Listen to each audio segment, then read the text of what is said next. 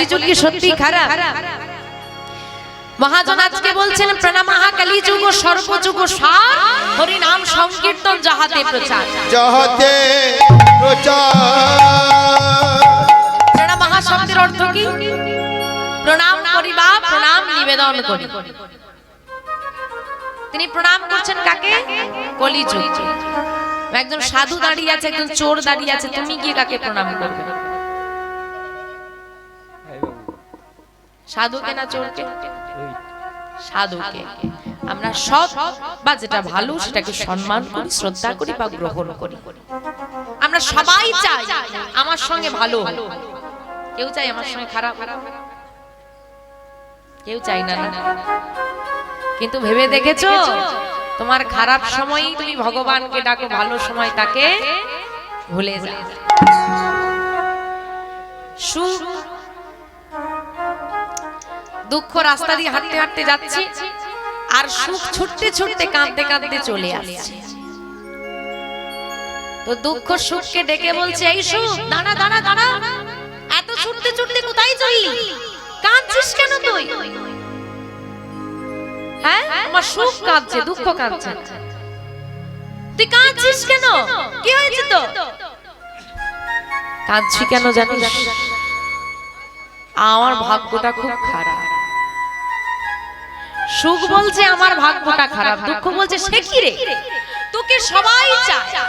সুখ সবাই চায় বলতে তোকে তো সবাই চায়, তোকে পাওয়ার জন্য মানুষ কিনাই কি করে, এদিক ওদিক ছোটাছুটি করে বেড়ায় শুধু একটু সুখের আশা। এই যে এত পরিশ্রম করে বাবারা কর্ম করে কেন? একটু সুখে থাকবে বলে। তা তোর জন্য মানুষ কত ছোটাছুটি করে, কত পরিশ্রম করে তোকে পাওয়ার জন্য, আর তুই বলছিস তোর ভাগ্যটা খারাপ। তাহলে আমাকে তো কেউ চাই না, আমি কি বলবো? বলে ওরে তোর ভাগ্যটা ভালো। কেন না? সুখ বলছে আমি যার কাছেই যাই, আমি যার কাছেই যাই সে গোবিন্দকে ভুলে যায় আমাকে পেয়ে। আমার কারণে সে ব্যক্তি গোবিন্দ সেবায় যেতে পারে না। আর তুই যার ঘরে যাস সে দিবারাত্রি নয়নের বাড়ি বরিশন করে গোবিন্দকে ডাকে। তাহলে বল দেখি দুঃখ, যাকে পেয়ে গোবিন্দকে ভুলে যায় সে ভালো, না যাকে পেলে গোবিন্দ সেবা করা যায় তার ভাগ্যটা ভালো? তাহলে সুখের ভাবনা চিন্তা এইরকম, কিন্তু তবু আমরা দুঃখকে চাই না, সুখকে চাই। যাই হোক, আমরা ভালো জিনিসটাকে পেতে চাই। কিন্তু বর্তমান কলিযুগে দাঁড়িয়ে, বর্তমান সময়ে দাঁড়িয়ে একটা কথা বলে যাই, আপনারা সবাই এখানে যারা বসে আছেন সবাই ভালো বন্ধু আশা করেন, তাই না? যে আমার একটা ভালো বন্ধু হোক, হ্যাঁ কি না? ভালো বন্ধু হওয়ার চেষ্টা করেন কি? ভালো বন্ধু পাওয়ার আশা করি, কিন্তু ভালো বন্ধু হওয়ার চেষ্টা করি না। তুমি যদি ভালো হওয়ার চেষ্টা না করো তুমি ভালো পাবে কোথায়? সবাই তো এই আশাতেই বসে আছে ভালো পাবো, ভালো পাবো। নিজে ভালো হও তবে না ভালো পাবে। তা আমরা ভালো জিনিসটাকে সম্মান শ্রদ্ধা করি, পাওয়ার চেষ্টা করি। কিন্তু আজকে মহাজন সত্যত্রেতা দাপরকে ছেড়ে দিয়ে কলিযুগকে প্রণাম করে বসে। শুধু প্রণাম করেই তিনি থেমে থাকেননি, তিনি আবার বলেছেন কলিযুগ সর্বযুগ সার। কি রকম? বলে কৃতে যথায়তে বিষ্ণু ত্রৈতৈং যজতে মুখৈ দাপরে পরিচর্যাং কলৌ তৎ হরি কীর্তনা। কলৌ তৎ হরি সংকীর্তন। সত্যযুগে ধ্যান, ত্রেতায় যাগযজ্ঞ, দাপরে পূজা পরিচর্যা এবং কলিযুগে হরিনাম। চারটে যুগ, চারটে যুগে চারটি সাধনা। সত্যযুগের মানুষকে ভবনদী পারাপার করতে হলে ধ্যান করতে হতো, ত্রেতার যুগে যাগযজ্ঞ করতে হতো, কি তাই তো? মায়েরা ধ্যান করতে পারবে? আরে চোখ বন্ধ করে তো সবাই পারে। ঘুমিয়ে চোখ বন্ধ করে বসা মানে কি মনে হয়? ঘুম পাচ্ছে ছেড়ে দিয়ে আগেই মনে হবে রান্নাটা ছুঁয়ে গেল, হ্যাঁ এটা মনে হবে। আর কতক্ষণ বসবো, সিরিয়ালের টাইম হয়ে গেল। সংসার চিন্তা মাথা থেকে বেরোবে না, গোবিন্দ চিন্তা করতে পারবো না। আচ্ছা মা, আপনার সবাই চোখ খুলে বসে আছেন না বন্ধ করে? একটু পরে বন্ধ হয়ে যাবে। যাক, খুলে বসে আছেন, আলো দেখতে পাচ্ছেন তো? চোখটা বন্ধ করে দিন, কি দেখবেন?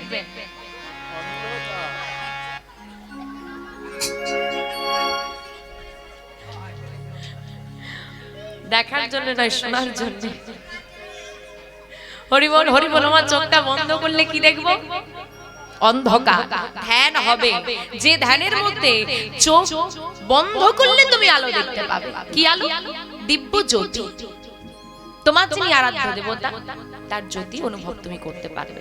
কিন্তু সেই সাধন শক্তি আমাদের মধ্যে নাই বা হবে না। চলো, হলো না, ছেড়ে দাও। যোগ্য হবে, যোগ্য হবে। দুয়ারে ভিখারি আসে, আঁচল পাতলে কি বলো?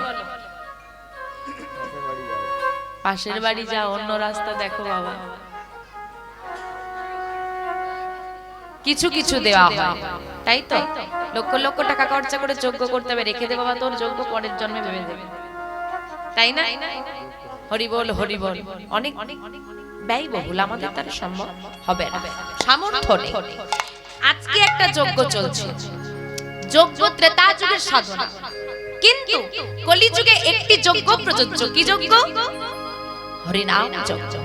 যে যজ্ঞ আজকে চলছে, যদি এই যজ্ঞেরও কথা আমি ধরি, সবার পক্ষে করানো সম্ভব পারবে? আরে আমাকে ডাকলে আমি আসবো, আগে কত দেবে বলো, তারপর যাচ্ছে, হবে না, সবার পক্ষে সম্ভব হবে না।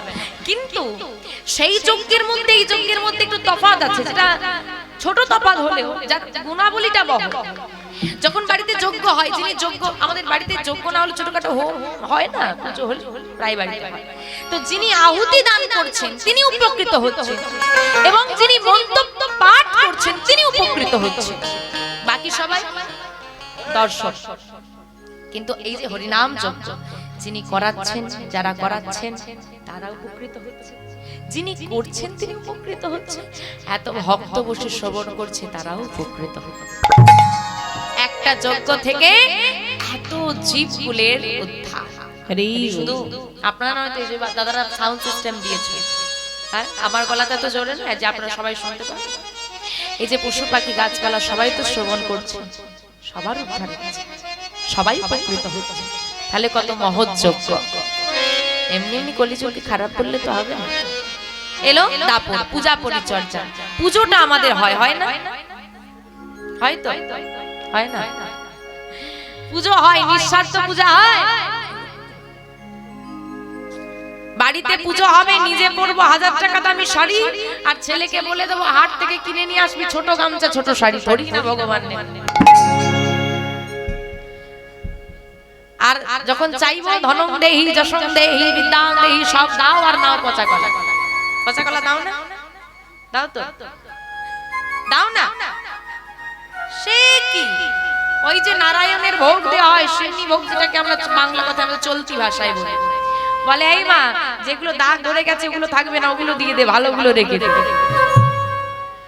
ভগবানকে খারাপগুলোই আমরা দিতে ভালোবাসি, কিন্তু ভেবে কি দেখেছো সব থেকে সুন্দর জিনিসগুলো দিয়ে ভগবান তোমার দেহটাকে সাজিয়েছে। সুন্দর নয়ন, সুন্দর বদন, সুন্দর হস্ত দিয়েছে কর্ম করার মতো, সুন্দর চরণ দিয়েছে তীর্থে তীর্থে ভ্রমণ করার মতো, বাক শক্তি দিয়েছেন আমরা উচ্চারণ করতে পারি, মনের ভাব প্রকাশ করতে পারি, কত মানুষের কথা শ্রবণ করছি। সে তো সব ভালোগুলো আমাদেরকে দিল, তাহলে আমরা কেন তাকে দিতে পারবো না? কলিযুগ, যে যুগে দেয়া হলো হরিনাম, যে কলিযুগে তোমাকে ধ্যান করা লাগে না, তপস্যা করা লাগে না, যাগযজ্ঞ করা লাগে না, কোনো খরচ করা লাগে না, ঘরে বসে নয়ন বাড়ি দিয়ে যদি গোবিন্দকে করতালি দিয়ে একটু নাম করে গাইতে পারো, নাম গাইতে পারো, তাতেই তোমার ভব নদী উদ্ধার হয়ে, আর কিছু করা লাগবে না। ও মা, আনারস খাও?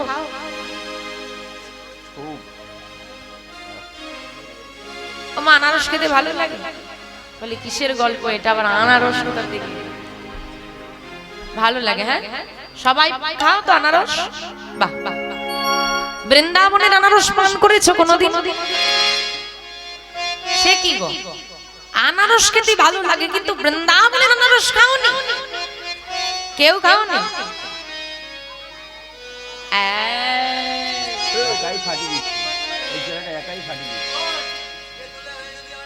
না না না না, বকবেন না, বকবেন না, চুপ করে যাবেন, অসুবিধা নেই। ও বাবা, বৃন্দাবনের রস কেউ পান করনি? কেউ না? আনারস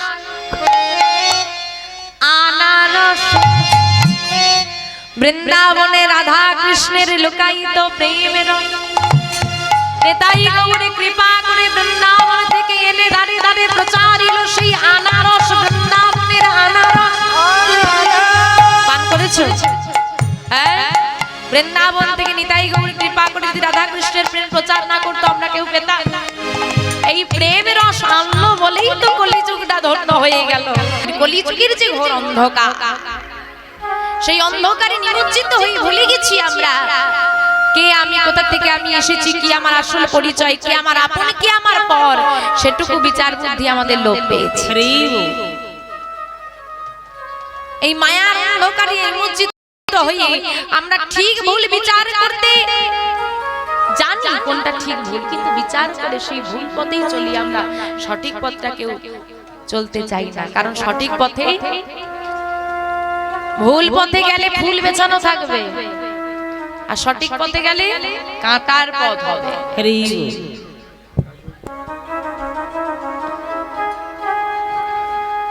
যে পথটা অন্যায়ের পথ, যে পথটা অসতের পথ, সে অসৎ পথটা কি কঠিন হয়? কঠিন হয় না। ওই অসৎ পথে ফুল বেচানো থাকে, আর যেটা ঠিক পথ সেটা কষ্টের হয়। এই জগতে যারা সৎ ব্যক্তি তারাই দুঃখী হয়, অসৎরা দুঃখী নয়। কিন্তু ভুলে যেও না, অসৎ পথে গেলে সৎ পথে কাঁটার পথ তুমি পেরিয়ে যাবে, কিন্তু উন্নতির শিখরে উঠতে পারবে। আর যদি অসৎ পথে যাও, ওই ফুল বেছানো পথটা দেখে ভালো লাগছে ওখান দিয়ে যাও, মানে তো কষ্ট নেই। ভুলে যেও না, শেষে গিয়ে খাদে গিয়ে পড়তে হবে। প্রমাণ দেখবে, আমরা সব ঠিক ভুল জানি, কিন্তু জ্ঞান পাপী হয়ে গেছি, জেনেও মানি না। দেখবে, আচ্ছা এখানে যারা বসে আছেন, দাঁড়িয়ে আছেন, বাবারা মায়েরা, সবাইকে বলছি, কতজন মন থেকে বিশ্বাস করেন সব জায়গায় ভগবান আছে? তারা একটু হাত তোলেন তো। সব জায়গায় ভগবান আছে কারা বিশ্বাস করেন? বাবা, সবাই। তারপরেও মিথ্যে কথা হয়ে গেল, বিশ্বাস শেষ। আরে কেউ না দেখতে পেলেও ভগবান তো দেখতে পাচ্ছে। আমি তো মন থেকে বিশ্বাস করি সব জায়গায় ভগবান আছে, তারপরে মিথ্যে কথাটা বলবো কি করে? সবাই জানি গুরুচরণ আশ্রয় না হলে গোবিন্দ কৃপা হয় নাকি, জানি, হ্যাঁ কি না? জানা আছে। গুরুচরণ আশ্রয় করলে কণ্ঠে তুলসীর মালা পড়তে হয়, জানা আছে। সারাদিন যত ব্যস্তই হই না কেন একবার গোবিন্দকে স্মরণ করতে হয়, জানা আছে। এবার তুমি তোমার আশেপাশে দেখে নাও কতজনের গলায় তুলসীর মালা আছে, দেখো। ও মা, এই আমি তা জানি তো সবই, কিন্তু মানব না তো হবেটা কি? তো বাবা, ব্রাহ্মণ পুত্র, হ্যাঁ ব্রাহ্মণের ছেলে, তো ব্রাহ্মণের বড় ইচ্ছে আমার পুত্র সন্তান হয়েছে, তো ব্রাহ্মণ পরিবারের মানে একটু জ্ঞানী হতে হবে, তাই গুরুকুলে ছেলেকে পাঠিয়ে দিয়েছে। গুরুকুল ছিল, গুরুকুলে গিয়ে থাকতে হবে, গুরুর কর্ম করবে আর শিক্ষা গ্রহণ করে ফিরে আসবে। তো গুরুকুলে ছেলেকে পাঠিয়ে দিয়েছে, বহু বছর গড়িয়ে গেছে, ছেলে জ্ঞানী হয়ে ফিরে এসেছে। গুরুকুলে সবার সেরা শেষ। পিতাকে এসে প্রণাম করেছে, মাকে প্রণাম করেছে, মা তো ভীষণ খুশি ছেলে ফিরে এসেছে, তাই তো? বিদেশ থেকে ছেলে ফিরে এলে মা খুব খুশি হয়, হ্যাঁ চাস না বাবা থেকে যাতে। তো বাবা বলছে, তা বাবা তুমি কিরকম জ্ঞানী হয়েছো? বলে বাবা আপনি কোন অধ্যায় থেকে, কোথা থেকে, কোন পৃষ্ঠা থেকে প্রশ্ন করবেন বলুন, আমি সব প্রশ্নের উত্তর দিয়ে দেব, আমি সব জেনে এসেছি। বলে তাহলে তুই কতটা জ্ঞানী হয়েছিস তার একটা পরীক্ষা নিতে হবে, তাই? তা পরীক্ষাটা নি। হ্যাঁ রে বাবা বল, হ্যাঁ বাবা বলো বলো। হ্যাঁ বলতে পারবি তো? আচ্ছা শোন, এই কি বলি শোন, বল তো পাপের বাপ কে?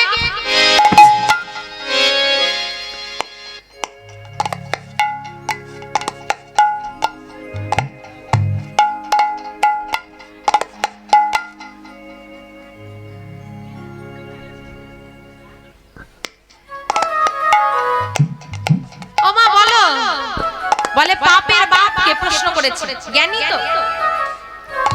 বলে বাবা সব পড়ে এসেছি, ওটা তো পড়িনি, ওটা তো কোথাও লেখা নেই।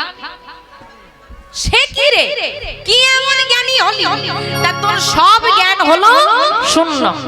যদি পাপের বাপকে তুই জানতে না পারিস তাহলে তোর সব জ্ঞান শূন্য। হায় কপাল, এত কষ্ট করে গুরুকুলে রেখে এতদিন তোমার ছেলেকে পড়ালাম, দেখো হ্যাঁ পড়ানো সব ভরসে ঘি ঢালা হয়েছে, কিছু শিখে আসতে পারেন। তো ছেলেটার একটু অভিমান হয়েছে। হ্যাঁ তুমি এত বড় কথা বললে, বলে হ্যাঁ বললাম, কষ্ট করে তোকে পড়ালাম আর তুই জ্ঞান শূন্য করে নিয়ে এলি। শোন, যেদিন বাপের বাপকে খুঁজে পাবি সেদিন আমার ঘরে ঢুকবি, তার আগে ঢুকবি। এটা হচ্ছে পিতার শিক্ষা। পিতা কোন শিক্ষা দিচ্ছে একটু লক্ষ্য করে দেখে। জ্ঞানী হয়ে গেলে শুধু হবে, প্রকৃত শিক্ষা দিতে হবে। তো ছেলেটা বেরিয়ে গেছে বিভিন্ন গ্রামে ঘুরে, আর যত জ্ঞানী গুণী ব্যক্তিদেরকে দেখতে পাই সবাইকে জিজ্ঞেস করে, বলুন না বাবা পাপের বাপ। সবাই বলে জানি না, সবাই বলে জানি না, জানি না জানি না করতে করতে বিরক্ত হয়ে গেছে। আর এদিকে ভীষণ ক্ষুধাও লেগেছে আর তৃষ্ণায় গলাটা শুকনো হয়ে গেছে। যেহেতু ব্রাহ্মণ পুত্র, যেখানে সেখানে জলপান তিনি করতে পারবেন না। হ্যাঁ, তা তিনি দেখছে একটা ভালো কোথাও বাড়ি পাওয়া যায়, একটু জল যদি পাওয়া যেত। এমন সময় দেখছে গ্রামের শেষে একটা ছোট্ট মাটির বাড়ি, আর তার বাইরে সুন্দর একটা তুলসী মঞ্চ করা আছে। তুলসী বৃক্ষরোপণ করে মনে হচ্ছে সত্য সত্য কেউ তাতে জল অর্পণ করেছে এবং ফুল দিয়েছে, প্রদীপ জ্বলছে। তাও মা কার বাড়ি হবে? গৃহের বাইরেটা দেখে বিচার করা যায় ভেতরের মানুষগুলো কেমন হবে।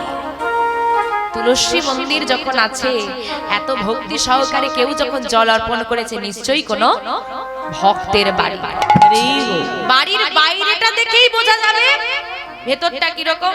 এখন আর বাইরে দেখে কি বুঝবেন বাবা? প্রথমে গেটেই আপনি ঢুকতেই দেখবেন লেখা আছে কুকুর হইতেছে। এবার ভেবে নাও ভেতরে কি হবে, গেলে বাইরেই সাবধান করে দিচ্ছে, তাহলে ভেতরে গেলে কি হবে? হরি বল হরি বল। তো মা সেই ব্রাহ্মণ ঠাকুর ডাক দিয়েছে, কেউ বাড়িতে আছে? কেউ বাড়িতে আছে? একটা অপরূপ সুন্দরী বেরিয়ে এসেছে,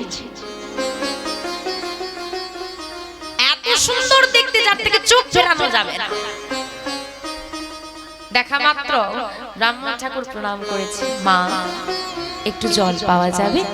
আসুন বাবা ভেতরে আসুন। ভেতরে নিয়ে গিয়ে বসতে দিয়েছে, বসতে দিয়ে জলও দিয়েছে। জল দিয়ে জিজ্ঞেস করছে, বাবা আপনাকে তো এখানে আশেপাশে কোনোদিন দেখতে। মা আমি তো এই গ্রামের নই। তাহলে?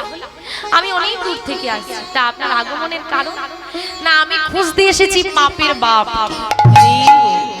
আমি গুরুকুল থেকে জ্ঞান গ্রহণ করে শিক্ষা গ্রহণ করে এলাম ফিরে, কিন্তু তোমার বাবা বলেছে যতদিন না পাপের বাপকে খুঁজে পাবি বাড়িতে যেন আমাকে তিনি ঢুকতে দেবেন। ও বেশ, জল পান করেছি বাবা, আর দেবেন না? ঠিক আছে। তা মা আপনার বাড়িতে আপনার সন্তান স্বামী কাউকে দেখছি না, একা? বাবা আমার স্বামী সন্তান কি করে থাকবে, আমি তো একজন পতিতা। নিতাই গৌর হরি হরি। যেই না বলেছে পতিতা, একেবারে লাভ দিয়ে ব্রাহ্মণটা করে ধরে দেব। তুমি এটা আগে বললে না কেন? হায় হায় আমার জাত চলে গেল, তোমার ঘরে আমি জল পান করে পেলাম, আমার জাত চলে গেল, আমাকে এখন গঙ্গার স্নানে যেতে হবে। হায় হায় কি অপরাধ! ঠাকুর ঠাকুর আপনি চিৎকার করবেন না, আপনি চিৎকার করলে আমি গ্রাম থেকে বের করে দেবে। আপনি চিৎকার করবেন না, চিৎকার করবেন না মানে তুমি কথা আমাকে আগে বলোনি কেন? ঠাকুর চিৎকার করবেন না, চুপ করুন চুপ করুন, আপনাকে 10টা সোনার মোহর দেবো, আপনি চুপ করে যান। ঠাকুর আপনি রেগে গেলে হবে? এই যে আপনি আমার ঘরে জল পান করলেন, এতে যে আমার উদ্ধার, তাই তাই পতিতার ঘরে কি কোনো ভালো মানুষ যায়? তা আপনি যে আমার হাতে জল পান করলেন, আমার তো উদ্ধার হলো। তা বলি কি, ও ঠাকুর শোনেন না, তা আপনার তো জলটা পান আপনি করেই ফেলেছেন, বের করতে তো পারবেন না। তা সেই আপনাকে গঙ্গা স্নান করতে হবে, আপনার পাপ তো হয়েই গেছে। তা বলি কি, যদি মধ্যাহ্নের প্রসাদটা আমার বাড়িতে পেয়ে নিতেন। আর আমি বলি কি, আপনার তো পাপ হয়েই গেছে, না আর একটু বেশি হবে, তা একটা ডুব দেওয়ার বদলে 2টো ডুব দিয়ে নেবেন। আমি না হয় আপনাকে 20টা সোনার মোহর দেব, আপনি যদি মধ্যাহ্নের প্রসাদটা আমার বাড়িতে পেতেন। ঠাকুর চিন্তা করছে সত্যি তো জল তো পান হয়ে গেছে, পাপ তো হয়েই গেছে, এদিকে খিদেও পেয়েছে, ওদিকে 20টা সোনার মোহরও যখন পাওয়া যাবে। আচ্ছা ঠিক আছে ঠিক আছে, তা সেবাটা না হয় তোমার বাড়িতে করব, কিন্তু শোনো তুমি সব এনে দেবে, আমি নিজে রন্ধন করে সেবা করব। আচ্ছা তাই হবে তাই হবে। তো মেয়েটা সব এনে দিয়েছে।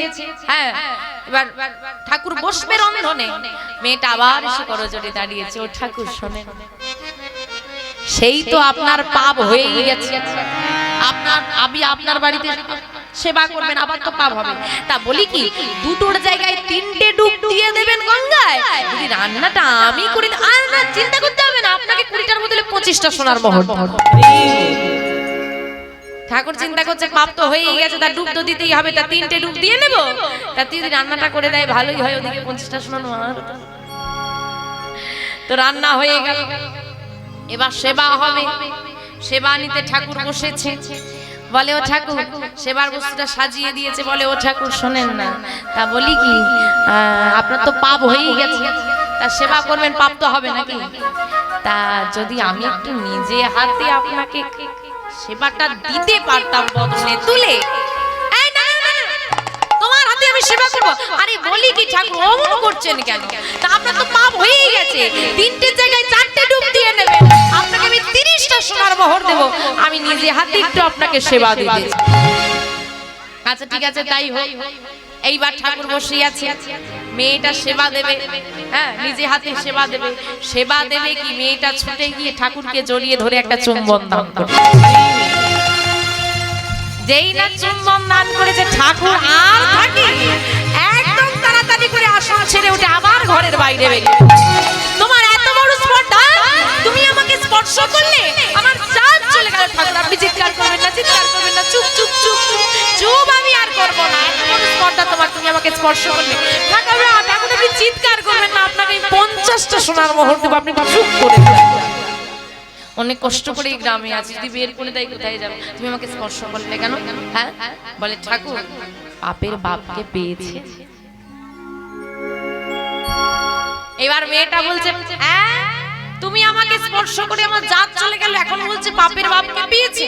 বলে ঠাকুর আপনি তো পাপের বাপকে খুঁজতে এলেন, তা বলুন তো আপনি জল পান করে তো আপনার অপরাধ হয়েছে, আমার হাতে জল পান করে আপনার অপরাধ হয়েছে, আপনি জানতেন, তারপরেও কেন আপনি আমার ঘরে ছিলেন? আপনি চলে যেতে পারতেন কেন? আমার ঘরে সেবা নিতে রাজি হলেন কেন? আমি রন্ধন করে দেব, তাতেও রাজি হয়ে গেলেন। আমি সেবা দেব বললাম, তাতেও আপনি রাজি হলেন কেন? না তোমার ভক্তি দেখে। বলে আমার ভক্তি দেখে নয়, সোনার মোহর দেখে।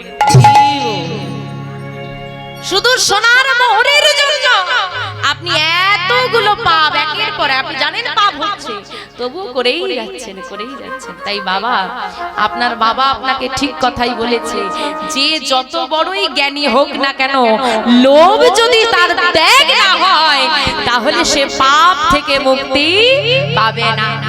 আপনি অনেক জ্ঞানী মানুষ, জ্ঞান কেন অর্জন করে? যাতে সে সঠিক পথে চলতে পারে, কি তাই তো? আমরা পড়াশোনা কেন শিখি? যাতে ঠিক ভুল বিচার করতে পারে, যাতে সঠিক পথে চলতে পারে। তা আপনি এত জ্ঞানী হয়ে যদি লোভের বশবর্তী হয়ে পাপের পথে চলেন, তাহলে আপনার তো জ্ঞান শূন্য, আপনার পিতা তো কিছু ভুল বলেন। তাহলে পাপের বাপকে হলো লোভ। যদি যতদিন তোমার মধ্যে লোভ থাকবে, যেমন পিতা পুত্রের সৃষ্টি করে, তেমন লোভ পাপের সৃষ্টি করে। যতদিন তোমার মধ্যে লোভ থাকবে, ততদিন তুমি পাপের পথে অগ্রগতি হবে। লোভ তোমাকে ত্যাগ করতেই হবে। তাই এই জগতে আমাদের দশাটাও হয়েছে। তাই মায়াপুর কারা কারা গেছেন, একটু বড় বড় হাত তুলবেন। নবদ্বীপ কারা ভ্রমণ করেছেন? বাহ। আচ্ছা, গিয়ে কি মনে হয়েছে বাড়ি চলে যাই আবার? কি মনে হয়? ওখানেই থেকে যাই কেন? সারাদিন হরি নাম, সারাদিন নাম চলছে। এটা আজকের নবদ্বীপ, আজকের মায়াপুর সেদিনের নয়, যেদিন আমার অদ্বৈতাচার্য কেঁদেছিলেন। তখন ছিল সাম্প্রদায়িক দাঙ্গা, তো ছিলই। সনাতন ধর্মের মধ্যে 4টে ভাগ ছিল, ব্রাহ্মণ, ক্ষত্রিয়, বৈশ্য, শূদ্র। ব্রাহ্মণদের কথা মেনে সবাই চলত। রাজাধিরাজরাও যদি কোনো কাজ করতেন, আগে ব্রাহ্মণদের অনুমতি নিত। সেই সময় দাঁড়িয়ে যদি বৈষ্ণব সম্প্রদায়ের উত্থান ঘটে, তাহলে ব্রাহ্মণদের আর যে আধিপত্যটা আছে সেটা থাকবে না। তাই বৈষ্ণব সম্প্রদায় যাতে উত্থান হতে না পারি, তাই নাম গাইতে হতো লুকিয়ে লুকিয়ে, জানতে পারলেই অত্যাচার। ভক্তদের উপর যখন অত্যাচার সৃষ্টি হলো, তখন অদ্বৈতাচার্য সুরধনী গঙ্গার বুকে দাঁড়িয়ে নয়নের জল বরিশন করে তুলসী পত্র ভাসিয়ে দিয়ে বলছে, হে গোবিন্দ, তোমার উদ্দেশ্যে একটি তুলসী পত্র ভাসিয়ে দিলাম। আমার ভক্তি যদি সত্যি হয়, একদিন এই একটি তুলসী পত্র তোমাকে নবদ্বীপের মাটিতে নামিয়ে আনবে। প্রতিদিন তুলসী পত্র ভাসাতে লাগলেন। ওই অদ্বৈতাচার্যের একটি তুলসী পত্রই নিয়ে এলো নদিয়ার মাটিতে ভগবানকে নামিয়ে। এই জন্য অদ্বৈতাচার্যকে বলা হয় গৌরানা ঠাকুর। গৌর হরি নেমে এলেন ভক্তদেরকে রক্ষা করতে। অসাধনে চিন্তামণি বিধি মিলায় লয়ানি, অসাধনে চিন্তামণি বিধি মিলায় লয়ানি,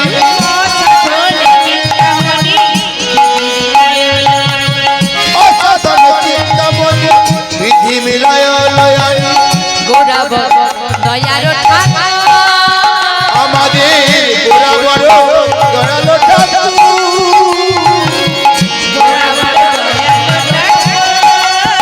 আমাদের গোরাবর দয়ালো ঠাকুর। নানা হয় নায়ার হবার নাই, হয় নায়ার হওয়ার নাই, হয় নায়ার হবার নাই, নানা হয় নায়ার হওয়ার নাই, এমন দয়াল গৌর হরি, নানা হয় নায়ার হওয়ার নাই, এমন দয়াল গৌর হরি, নানা হয় নায়ার হওয়ার নাই। এমন দয়াল গৌর হরি কলিযুগে হয়ে গেল। এমন দয়াল গৌর হরি কৃষ্ণ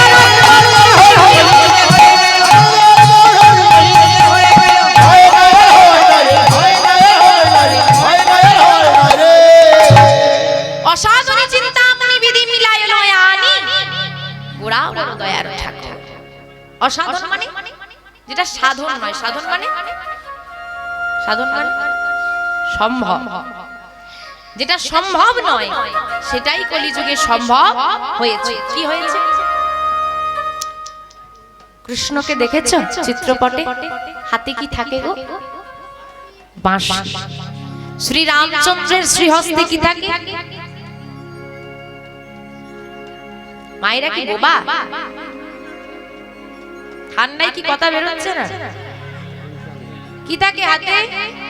তীর ধনুক। আর শ্রী নারায়ণের শ্রীহস্তে শঙ্খ চক্র গদা পদ্ম, তাই তো? আর গৌর হরির হাতে কি থাকে?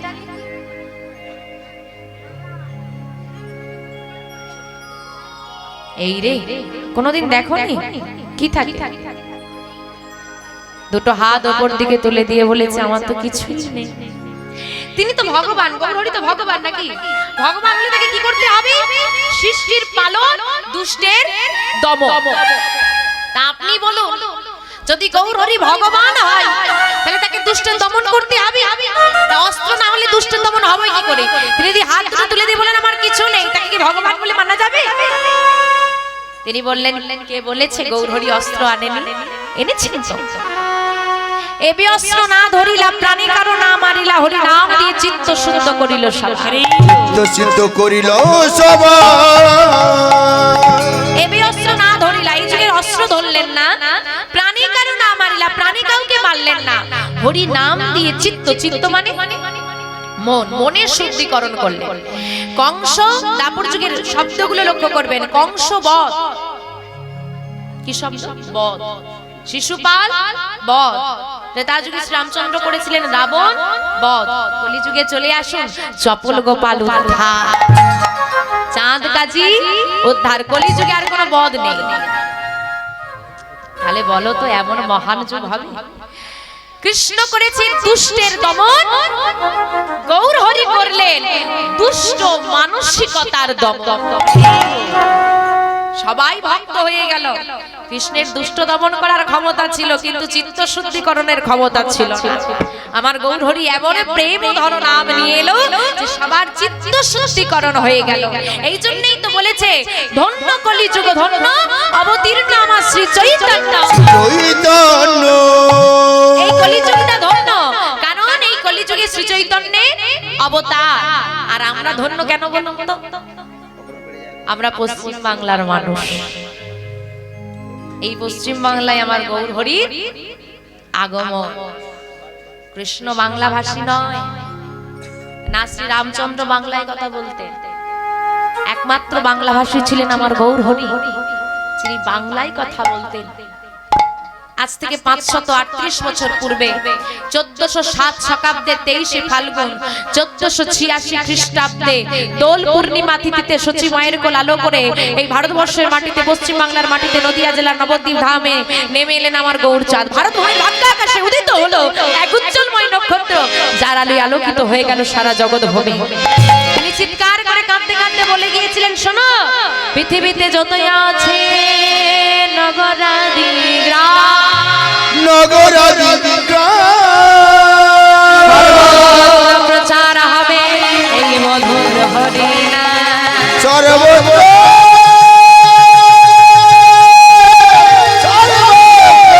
প্রচার হবে এই মধুর মধুর হরিনাম। শুধু যে পশ্চিম বাংলায় আমার ঠাকুর এসেছেন বলে তাতে প্রচার হবে তা নয়, সারা বিশ্ব ব্রহ্মাণ্ডে আমার নাম হবে। এখন তাই হচ্ছে। এই যে মায়াপুরে যারা রাশিয়া, আমেরিকা, ইংল্যান্ড থেকে এসে যারা রয়েছে, ভারতীয় নয়, বিদেশি, বিদেশিরা আমার গৌর হরিকে ভালোবেসে দেশ ত্যাগ করে দিল, আর আমরা সামান্য লজ্জা ত্যাগ করতে পারলাম না, এই বয়সে কি মালা পরব? তাহলে তারা করছে কি করে? এটাই প্রেমের হয়। তাই বলছে আমার গৌর এলো রে,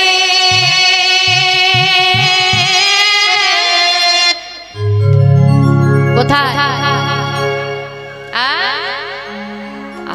কোন নদিয়া?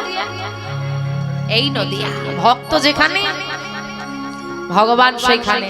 আজকে এত ভক্ত একত্রিত হয়েছে, সবাই মিলে ডাকি গৌর হরি এখানে আসে। ডাকতে পারবে তো? ডাকলে তো তবে আসবে। তোমরা ডাকবে তো? এই সোনার নদিয়া উলুধ্বনি, ওইটা কি হলো? উলুধ্বনি দিতে জানো না? দাও সবাই মিলে উলুধ্বনি। হরি ধ্বনি নিতাই গৌর হরি হরি হরি হরি, সবে তো শোনা যায় আমাদের গৌর এলো, আমাদের গৌর এলো।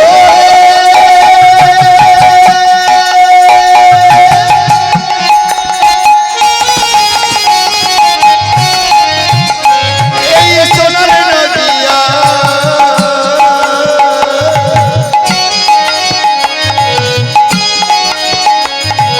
উলুধ্বনি হরিধ্বনি শব্দ শোনা যায় আমাদের গৌর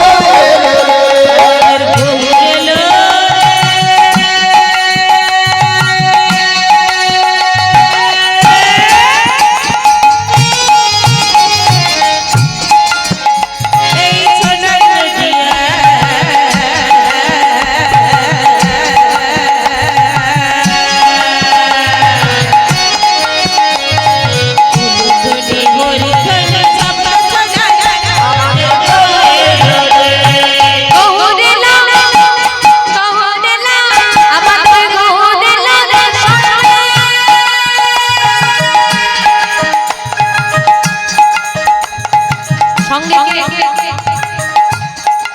গৌরের সঙ্গে সবার বাড়িতে নিতাই গৌরের চিত্রপট আছে, প্রতিদিন প্রদীপ দান করেন, আসার সময় প্রণাম করে এসেছেন, হাতগুলো কেমন আছে দেখে এসেছেন, কেমন আছে? তোমাদের কেমন আছে?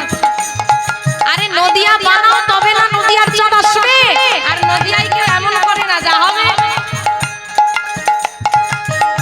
গৌর হরি যাকে যাকে হাত দিয়েছে তারা তোলো, যাদেরকে হাত দেয়নি, হাত নেই, তুলতে হবে।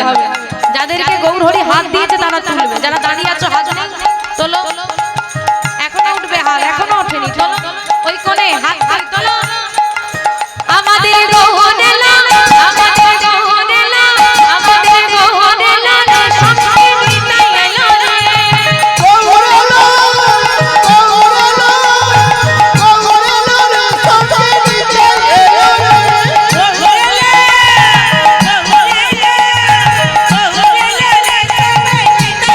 রে। আমাদের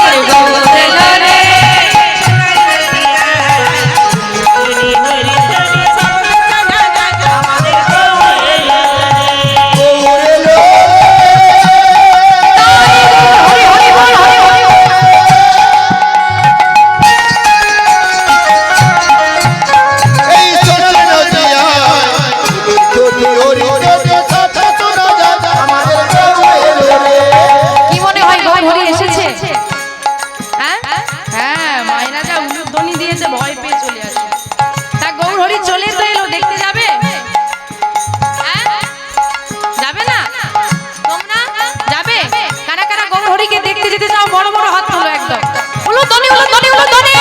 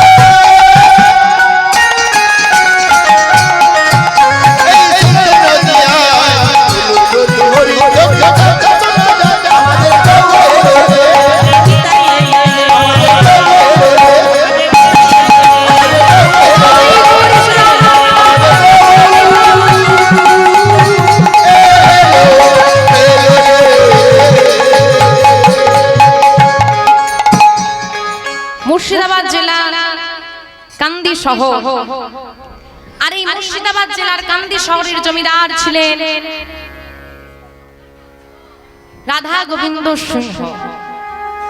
রাধা গোবিন্দ সিংহরা ছিলেন দুই ভাই, রাধা গোবিন্দ সিংহ, গঙ্গা গোবিন্দ সিংহ। রাধা গোবিন্দ সিংহের সন্তানাদি না থাকায় গঙ্গা গোবিন্দ সিংহের একমাত্র পুত্র সন্তান প্রাণকৃষ্ণ সিংহ জমিদারি গ্রহণ করে। প্রাণকৃষ্ণ সিংহ মহাশয় একটি পুত্র সন্তান জন্মগ্রহণ করেন যার নাম কৃষ্ণচন্দ্র সিংহ। এই কৃষ্ণচন্দ্র সিংহকেই আদর করে ডাকা হতো লালা বলে। পরবর্তীকালে বৈষ্ণব জগতে তিনি লালা বাবু নামেই পরিচিতি লাভ করেন। পরিবারের যদি একমাত্র পুত্র সন্তান হয় সে কেমন হয়? এই অতিরিক্ত আদরেই তো হয়ে যাচ্ছে সব। হরিবল হরিবল। এটা সন্তানকে মানুষ করতে হলে যেমন আদরের প্রয়োজন আছে তেমন শাসনেরও প্রয়োজন আছে। অতিরিক্ত আদরে যেমন বিগড়ে দিতে পারে তেমন অতিরিক্ত শাসনও ঠিক নয়। ব্যঞ্জনে লবণ না থাকলে সেবার উপযুক্ত হয় না, আবার অতিরিক্ত লবণও কিন্তু সেবার উপযুক্ত নয়। তত্র সামঞ্জস্য রাখতে হবে। লালা বাবু ছিলেন জমিদার পরিবারের একমাত্র পুত্র সন্তান, সবার আদরে। লালা বাবু যা চাইতেন তাই করতেন। এভাবেই তার বড় হয়ে ওঠা। লালা বাবুর বয়স হয়েছে 12 বছর। 12 বছরের লালা জমিদারি বাড়ির বারান্দাটা ভীষণ ভালোবাসে, সেইখানে তিনি আজ খেলা করছেন। এমন সময় হঠাৎ করে তিনি শুনতে পেলেন কে যেন দরজার সামনে এসে চিৎকার জুড়েছে। চিৎকার করে বলে উঠছে, কে আছো বাবু? কিছু ভিক্ষা দাও। ও বাবু। লালা বাবু ছুটে এলেন। কে তুমি? কি চাই তোমার? কেন এসেছো এখানে? বাবু, আমি একজন কন্যাদায়গ্রস্ত ব্রাহ্মণ, আমায় কিছু সাহায্য করুন না। কন্যাদায়গ্রস্ত মানে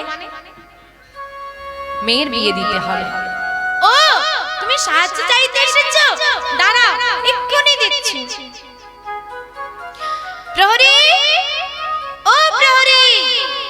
বলুন ছোট বাবু। যাও এই ব্রাহ্মণকে এক্ষুনি তুমি 1000 টাকা দান করে দাও। কত? তোমাদের দরজায় কেউ এলে কত দাও? 1 টাকা ছোট। কিপটেমির একটা সীমা হয় না? সীমা পেরিয়ে কিপটেমি করে আর চলে, সেটাই দেবে, এত কিপটে। হরি বল হরি বল। ওমা, যার যা সামর্থ্য তাই দান করবেন। শুধু লক্ষ্য রাখবেন যে আপনাদের দরজায় এসে যেন কোনো ভিখারি, কোনো বৈষ্ণব ফিরে না যায়। বলা তো যায় না ভগবান কার বেশ ধারণ করে কখন কার দরজায় এসে দাঁড়িয়ে পড়ে। শুধু মনে রাখবেন একাদশী তিথিতে অন্ন ভিক্ষা দেবে। অন্ন ভিক্ষা মানে বোঝেন?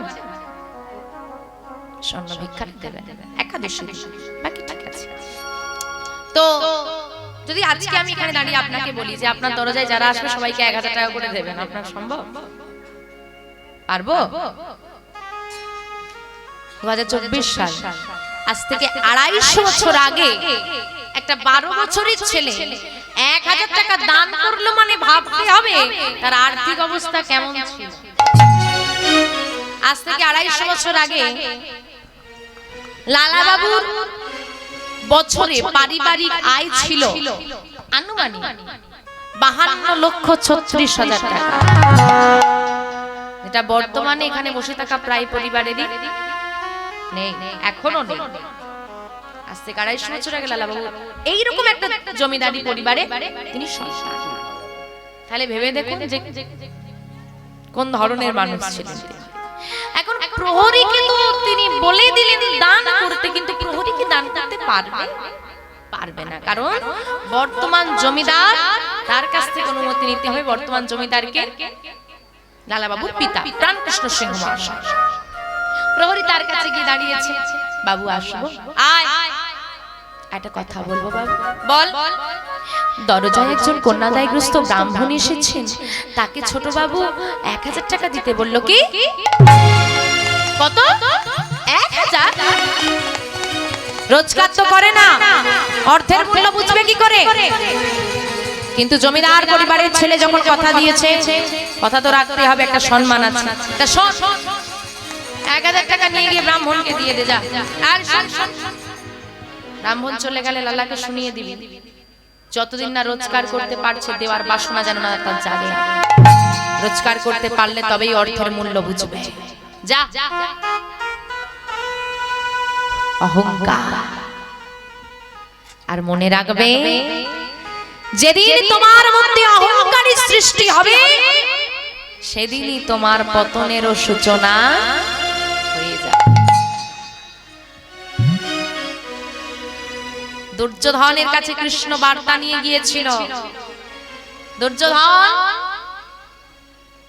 পঞ্চ পাণ্ডবের 5 ভাই, ওই 5 ভাইকে যদি 5টা গ্রাম তুমি দিয়ে দাও, তারা আর যুদ্ধ চায় না, তারা কিচ্ছু চায় না, শুধু 5টা গ্রাম দিয়ে দাও। যাও গিয়ে বলে দাও পঞ্চ পাণ্ডবকে, বিনা যুদ্ধে নাহি দেব সুচাগ্র মেদিনী।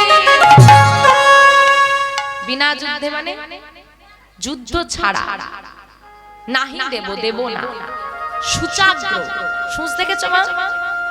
ওই সূচটাকে, মেদিনী মানে মাটি, সূচটাকে মাটিতে ঠেকালে যতটুকু সূচের ডগায় মাটি উঠে আসবে, যুদ্ধ না করলে ওইটুকুনি মাটি দেব না, 5টা গ্রাম তো দূরের কথা। তাহলে যুদ্ধ কে চেয়েছিল? পাণ্ডব না কৌরব? কৌরব। তখন কৃষ্ণ বলে উঠল, তুমি কাদেরকে যুদ্ধে আহ্বান করছো? তারা তোমার নিজের ভাই, ভুলে যেও না। কি গোয়ালার ছেলে হয়ে আমাকে দিচ্ছ শিক্ষা? কে আছিস মা? কৃষ্ণ। ভগবান সেদিনই বলেছিল, এত অহংকার, সূচনা হলো তোমার পতনে। যেদিন অহংকার করবে সেদিনই তোমার পতনের সূচনা শুরু হয়ে যাবে। তাই অহংকার করো না। লালা বাবু দাঁড়িয়ে আছেন, প্রহরী 1000 টাকা নিয়ে এসে দিয়ে দিল ব্রাহ্মণকে। ব্রাহ্মণ দুটো হাত লালা বাবুর মাথায় রেখে বলছে, বাবা তোমার কৃষ্ণ ভক্তি হোক। খুশি হয়ে ব্রাহ্মণ চলে গেছে। আর প্রহরী বলে দিল, বাবু একটা কথা বলবো। বলো। আপনার পিতা আপনাকে বলে দিতে বলল, যতদিন না আপনার রোজগার করার ক্ষমতা হচ্ছে, আপনার যেন দেওয়ার বাসনাটুকু না জাগে। আমার পিতা এত বড় কথা বলল, যার এত বড় জমিদারি, টাকার উপর টাকা জমিয়ে যে পাহাড় করে ফেলেছে, তার মনটা এত ছোট। এত অর্থের মালিক, কিন্তু সেই অর্থ সৎকর্মে লাগাতে পারে না, সাহায্য করতে পারে না। যাও আমার পিতাকে বলে দাও, যতদিন না আমি রোজগার করতে পারবো, আমি দেওয়ার বাসনা আর প্রকাশ করব না।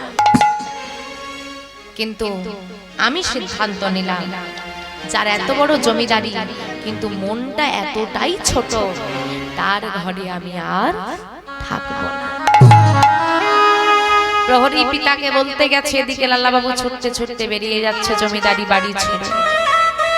জমিদারি পরিত্যাগ করে, মুর্শিদাবাদ পরিত্যাগ করে চলে গেলেন বর্ধমান জেলা। বর্ধমান জেলার একটি সেরেস্তাদারে 20 টাকা বেতনে কাজ শুরু করলেন। কোন বাড়ির ছেলে? যাদের কোনো হিসেব নেই টাকা পয়সার, সেই বাড়ির ছেলে আসছে 20 টাকা বেতনে কাজ করে। বছর গড়িয়ে গেল, পুত্র যখন ফিরল না, পিতার অনুশোচনা হলো। তোমরা যে যেখান থেকে পারো আমার পুত্রকে খুঁজে এনে দাও। বহুদিন চলল খোঁজ, পাওয়া গেল লালাবাবুকে। প্রহরীরা ফিরিয়ে নিতে এলেন লালাবাবুকে, কিন্তু তিনি ফিরলেন না। বারবার প্রহরীরা আসে, ফিরে যায়, লালাবাবু ফেরেন না। সবাই এসে বলে, বাবু আপনার ছেলের এমন প্রতিজ্ঞা, সে বলেছে যে যার মন এত ছোট, যার এত অহংকার, তার ঘরে আমি ফিরবো না। পিতার অনুশোচনা হলো, এত অহংকার আমার ঠিক হয়নি, উচিত হয়নি। নিজের পুত্রকে হয়তো ডেকে বোঝানো উচিত ছিল, কিন্তু এভাবে বলা উচিত হয়নি। পুত্র শোকে দিনে দিনে শয্যাশায়ী হয়ে গেলে, তবুও লালাবাবু ফিরলেন না, মৃত্যু বরণ করলেন, পরলোক গমন করলেন লালাবাবুর পিতা। জমিদারি ফাঁকা, সবাই ছুটে গেলেন লালাবাবুর কাছে, আপনি ফিরে চলুন। যার প্রতি আপনার অভিমান, যার প্রতি আপনার এত রাগ অভিমান রয়েছে, তিনি আর নেই। আপনার জমিদারি আপনি গ্রহণ করুন, কেউ আপনাকে বাধা দেবেন, আপনি যাকে খুশি দান করবেন, আপনার জমিদারি আপনার মতো করে আপনি সাজাবেন, কিন্তু ফিরে চলুন, নাহলে এত বড় জমিদারি গ্রহণ করবে কে? লালাবাবু ফিরে এসে জমিদারি গ্রহণ করলেন, বিবাহযোগ্য হলেন লালাবাবু। কাত্যায়নী নামে এক সুকন্যার সঙ্গে তার বিবাহ হয়ে গেল। কিছু বছরের মধ্যে লালাবাবুর আবার একটা পুত্র সন্তান হয়েছে। 7 করে নাম রাখা হয়েছে নারায়ণ। নারায়ণ তাহলে বড় আদরে, ছোটাছুটি করে খেলা করে সবার আদরে নারায়ণ। আজকে জমিদারি বাড়ির বারান্দায় লালাবাবু আবার এসে বসলেন এত বছর পর। আর যখন লালাবাবু বসে আছে, দেখবেন বাবারা বসে থাকলে বাচ্চাগুলো কি করে? ছোটাছুটি করে খেলা করে। তো পিতাকে ঘিরে নারায়ণ ছোটাছুটি করে খেলা করছে। নারায়ণ যত খেলা করছে, লালাবাবুর তত মনে পড়ছে নিজের শৈশবের কথা। এভাবে তো আমিও একদিন খেলা করছিলাম, ওই ব্রাহ্মণটা এলো আর 1000 টাকা দিলাম বলে আমার জীবনের শৈশবটা, পিতার অহংকারের জন্য আমার শৈশবটা নষ্ট হয়ে গেল। এই কথা যেই না চিন্তা করেছে, হঠাৎ করে দরজায় একজন এসে বলছে, বাবু কিছু ভিক্ষা দাও বাবু, বাবু।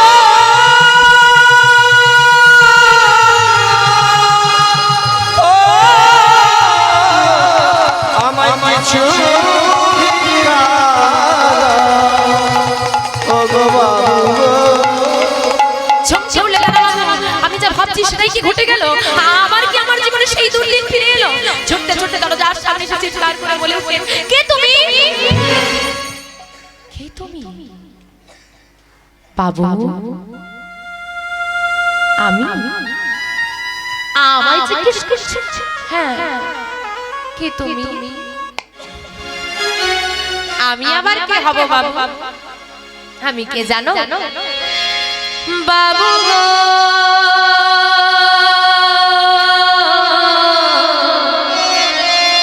আমি হলাম দিন ভিখারি। বাবু গো,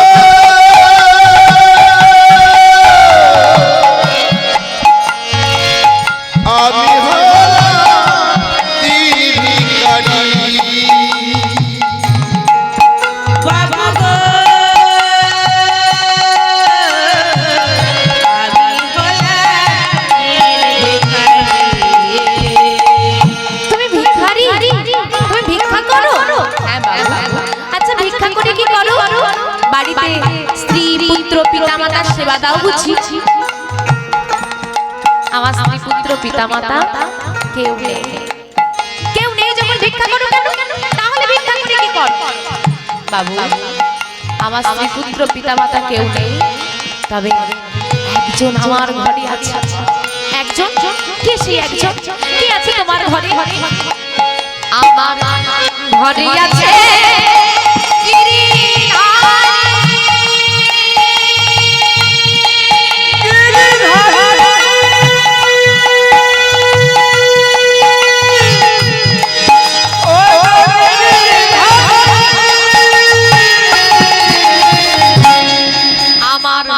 ঘরে আছে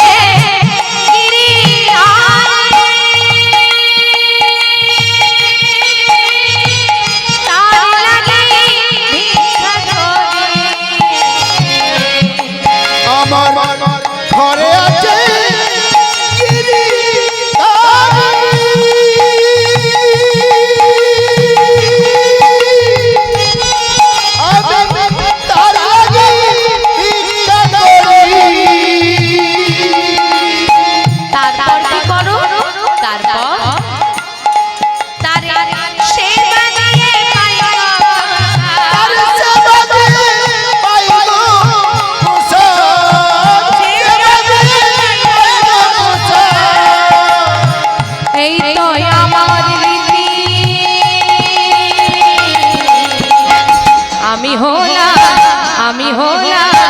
আমি হলাম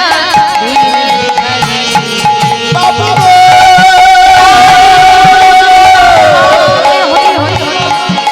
আমি হলাম দিন ভিখারি। বাবু আমি হলাম দিন ভিখারি। তুমি ভিক্ষা করে গিরিধারীর সেবা দাও? দাঁড়াও এখানে, আমি এক্ষুনি আসছি। লালাবাবু গৃহের মধ্যে প্রবেশ করে একটা বড় পোটলা বেঁধেছে, আর পোটলাটা বেঁধে নিয়ে এসেছে। এই না ধরো বাবু, এতে কি আছে? এতে অনেক সোনা দানা মণি মোহর, অনেক অর্থ, অনেক সম্পদ আছে। নাও ধরো। বাবু, আমি তো আপনার কাছে এক মুষ্টি ভিক্ষা চেয়েছি। সোনা দানা, সম্পদ, অর্থ আমি তো তোমার কাছে চাই। ও মা, বলা যায় না। আপনাদেরকে যেমন বলছি যে ভিখারি এলে ভিক্ষা দেবেন, তেমন ওই দিক থেকে যদি বিচার করি, এখন কে কার স্বভাব কার অভাব বোঝা বড় মুশকিল। হ্যাঁ, 5 টাকা দিলে বলে 10 টাকা নেই, 10 টাকা দিলে বলে আর একটু দেবে না। হ্যাঁ, ওই আমাদের ওখানে একজনকে ধরেছিল, বলে তোর কটা বাবা রে? তুই তো এই কয়েকদিন আগে এলি, তোর বাবা মারা গেছে, আবার তোর বাবা মরে গেল, তোর কটা বাবা? হয় না? আমরা কি করে বুঝবো বলেন? আপনি তো ভিক্ষাটা দিলেন, সে কার অভাব কার স্বভাব আপনি বুঝবেন কি করে? তা কি করতে হবে? কি করবেন মায়েরা? যখন দান করবেন বা ভিক্ষা দেবেন, কপাল দিয়ে একবার ঠেকিয়ে নেবেন, যেখানেই দেন না কেন আপনি, রাস্তাঘাটে, বাড়িতে। আর গোবিন্দকে একবার স্মরণ করবেন। গোবিন্দকে স্মরণ করে কপালে ঠেকিয়ে তারপর দান করবেন। এতে কি হবে? এতে ফলটা কি হবে? যে ব্যক্তিকে আমি দান করছি সে সৎ কাজে লাগাবে না অসৎ কাজে লাগাবে, কোথায় গিয়ে দেবে সেটা আমি জানি। এ নিয়ে গিয়ে মন্দিরে দেবে কি ওই দোকানে লাইন দিয়ে দেবে আমি তো জানি না। আমি গোবিন্দকে স্মরণ করে দিলাম, মানে আমি গোবিন্দ সেবার উদ্দেশ্যে দিলাম, সে কোথায় গিয়ে দিল সেটা আমি জানি না। গোবিন্দ আমি তোমাকে জানিয়ে দিলাম, এটা তোমার বৃথা যাবে না, এটা তোমার খাতায় তোলা থাকবে। সে যদি না দেয় তার অপরাধ হবে, কিন্তু তোমার হিসেবটা ঠিক থাকবে। তাই মায়েরা গোবিন্দকে স্মরণ করে দান করবে। আজকে ভিখারি